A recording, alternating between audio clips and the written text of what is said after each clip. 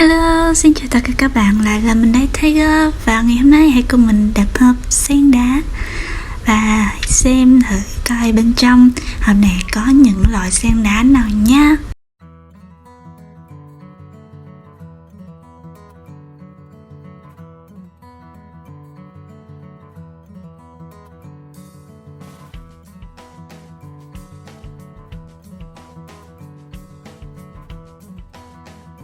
Và lần đập hộp này lại là sen đá đã xả đất và phơi rễ sẵn.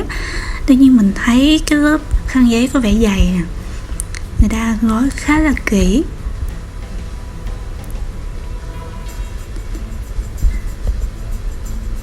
Và em này sẽ là em gì đây? Em gì đây? Em gì đây? Này là em gì đây?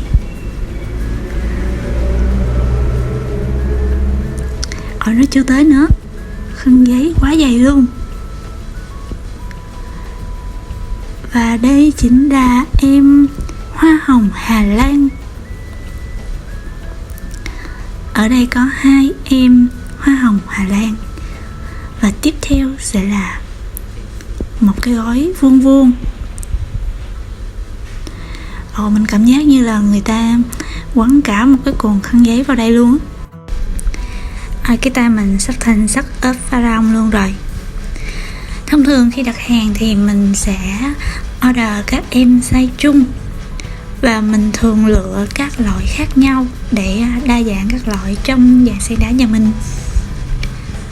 Tiên ủa, 2 em này mình không có order, hình như là người ta tặng kèm thì phải.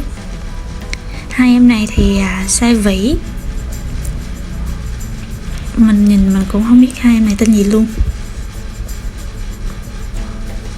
Đây, size vỉ của 2 em này thì nó bằng size chung của em hoa hồng Hà Lan. Tiếp theo mình sẽ đập hộp cái cục giấy to đùng này. Không biết là bên trong sẽ có em gì đây, em gì đây, em gì đây. Thông thường thì khi mua trên mạng thì mình vẫn thích là shop sẽ gửi sẵn cái chậu luôn. Hầu như là tâm lý ai cũng vậy luôn đó. Tuy nhiên là với một vài shop sẽ xả đất và phơi rễ trước giùm mình luôn, thì việc này sẽ hạn chế cái việc sốc nhiệt cho sen đá khi vận chuyển. Và đây là một chậu chuỗi hạt. Ở đây cái sen đá nó từng sợi cho nên là shop để nguyên cái phần chậu luôn. Em chuỗi hạt hay là còn gọi là giọt nước.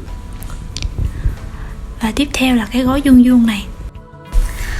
Trong những video trước về đập hộp sen đá thì có nhiều anh chị hỏi là những cái em sen đá này giá bao nhiêu. Thì có rất là nhiều loại sen đá và với những kích cỡ khác nhau, như là size vỉ, size trung hay là size lớn hơn, thì mỗi loại sẽ có giá khác nhau. Thông thường thì những cái em mà sen đá căn bản loại thường thôi nha, nếu mà size trung thì có giá khoảng 15.000. Còn ví dụ mà size vỉ thì giá khoảng vài ngàn, từ 5, 7 hay là 8.000 gì đó, tùy chỗ nữa.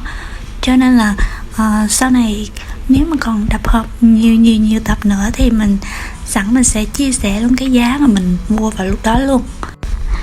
Và tiếp theo là một em sen đá Lola.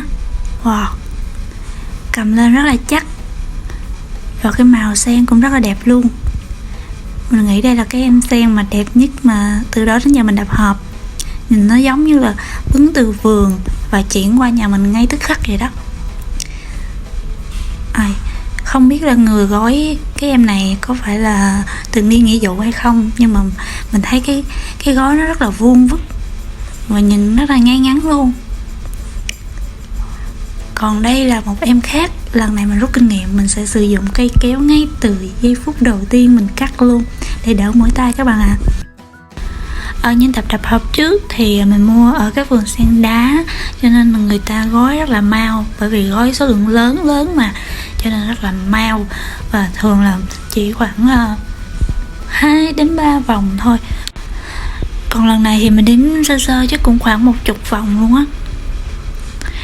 Và sau mỗi tập đập hộp đó là một bãi chiến trường, rất là nhiều khăn giấy và vòng hơi, cũng như là thùng cát tông. Và mình để một góc rất là cao, sẽ bằng cái núi luôn rồi. Thật là may mắn là mình đã sử dụng hỗ trợ của cây kéo, chứ nếu mà mình quấn tay như lúc nãy chắc là nãy giờ mình thành một cái setup thực sự rồi. Và lớp cuối cùng, sau đó là một lớp còn hơi. Em này là em gì đây? Đây là một em cúc tím. Wow, cực kỳ đẹp luôn. Em cúc tím này nếu mà trồng thành bụi á, thành một cái chậu với nhiều cây á, là rất là đẹp luôn. Và cái gói cuối cùng, một cái gói vuông vuông khác. Ôi đất không luôn.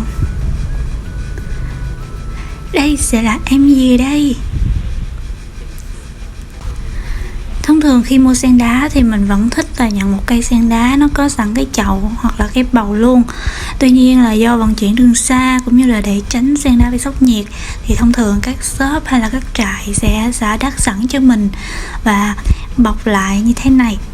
Còn nếu các bạn mua ở những cái cửa hàng sen đá ở gần nhà thì người ta sẽ giao sẵn cái chậu cho mình.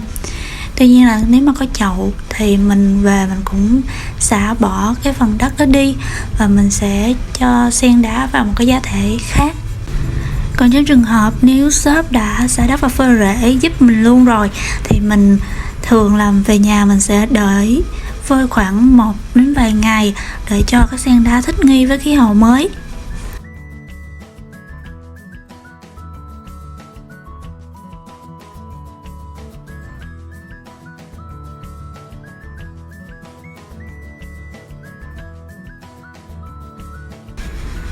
Ok, video đến đây là kết thúc rồi. Cảm ơn các bạn đã theo dõi. Và nếu các bạn đang quan tâm về cách trồng cũng như là chăm sóc sen đá thì đừng quên bấm like và đăng ký kênh để tiếp tục theo dõi những video của mình nha. Cảm ơn các bạn rất là nhiều. Xin chào và hẹn gặp lại. Bye bye.